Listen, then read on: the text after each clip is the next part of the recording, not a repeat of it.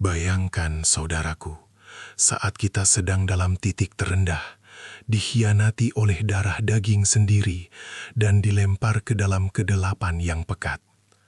Adakah rencana Allah yang lebih indah di balik rasa sakit yang menusuk ini? Kisah yang akan kita bahas hari ini bukan sekadar cerita tidur. Ini adalah manual hati bagi setiap muslim yang sedang diuji. Assalamualaikum warahmatullahi wabarakatuh. Sahabat beriman yang dirahmati Allah. Alhamdulillah, segala puji hanya milik-Nya. Hari ini, mari kita buka lembaran agung dari surah terbaik di Al-Quran, yaitu kisah Nabi Yusuf alaihissalam. Kisah ini mengajarkan bahwa takdir ilahi bekerja dengan cara yang paling misterius, seringkali menyakitkan, namun selalu berakhir indah bagi mereka yang bersabar. Yusuf, seorang pemuda yang dianugerahi paras rupawan dan kecerdasan, mulai merasakan getaran ujian pertama di rumahnya sendiri. Kecintaan ayahandanya, Nabi Yakub, yang begitu mendalam padanya, justru membangkitkan bara cemburu di hati saudara-saudaranya. Mereka tidak melihat Yusuf sebagai adik, melainkan sebagai penghalang yang harus disingkirkan. Disinilah kita belajar bahwa hasad, iri hati adalah penyakit hati pertama yang bisa menghancurkan ikatan keluarga paling suci sekalipun. Bukankah ini relevan dengan kehidupan kita hari ini? Saudaraku, cemburu itu buta. Rencana jahat pun disusun, dan akhirnya Yusuf kecil dicampakkan ke dalam sumur yang gelap dan sunyi, jauh dari kasih sayang sang ayah. Coba kita resapi momen itu. Rasa sakit pengkhianatan dari orang terdekat. Di tengah kegelapan sumur itu, hanya ada satu cahaya, yaitu janji Allah.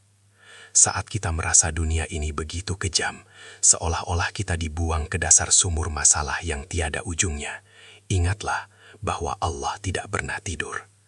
Nabi Yusuf tidak sendiri, malaikat-malaikat menyaksikan kepedihannya.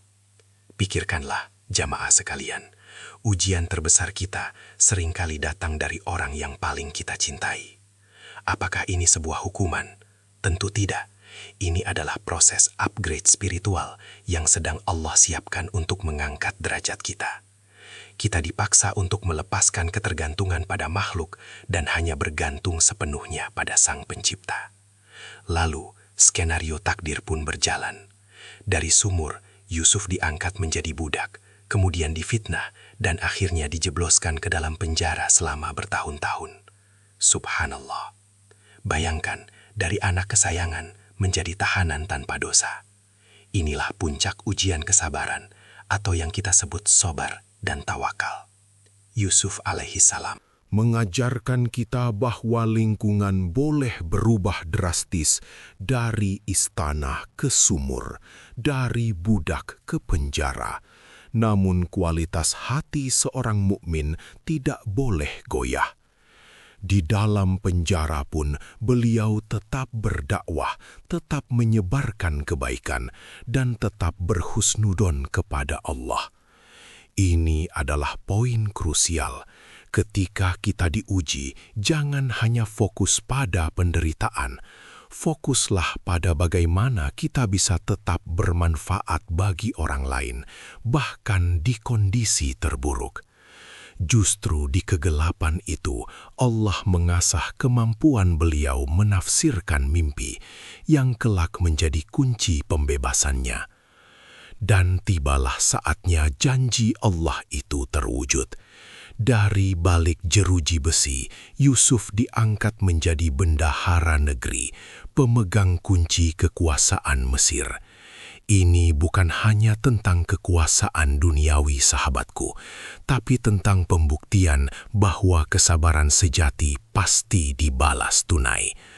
Momen paling mengharukan adalah saat saudara-saudaranya datang, tidak mengenali dirinya, meminta pertolongan karena kelaparan. Bayangkan posisi untuk membalas dendam ada di genggamannya. Tapi apa yang dilakukan Nabi Yusuf? Beliau memilih maaf. Beliau menyambut mereka dengan kemuliaan dan memeluk ayahandanya Nabi Yakub yang telah lama buta karena tangisan tangisan kerinduan. Ini mengajarkan kita bahwa puncak kemenangan spiritual adalah kemampuan untuk memaafkan mereka yang pernah menyakiti kita dan mengakui bahwa semua yang terjadi adalah bagian dari plot besar Allah yang maha sempurna. Jadi, saudaraku sekalian, jika hari ini kita merasa dibuang ke dalam sumur masalah, baik itu masalah ekonomi, kesehatan, atau hubungan, jangan pernah putus asa. Kisah Yusuf AS adalah blueprint iman kita. Setiap kesulitan adalah pintu gerbang menuju kemuliaan yang lebih tinggi. Tetaplah husnudon, berprasangka baik kepada Allah, sebab dialah sebaik-baik perencana. Yakinlah, Allah tidak akan membiarkan hambanya yang bersabar dalam kesendirian. Tugas kita hanyalah sabar dan terus berbuat baik, karena di akhir cerita Allah pasti akan mempertemukan kita dengan istana kita sendiri. Mari kita jadikan setiap air mata sebagai wudhu hati. Sahabat beriman, mari kita ambil pelajaran berharga ini. Jangan simpan ceramah ini sendiri. Sebarkan kepada teman dan keluarga agar lebih banyak hati yang tersentuh. Komentar di bawah ujian apa yang sedang Anda hadapi dan kita saling mendoakan. Ya Allah, jadikanlah kami hamba-Mu yang pandai bersabar dan pandai memaafkan. Wabillahi taufik wal hidayah. Wassalamualaikum warahmatullahi wabarakatuh.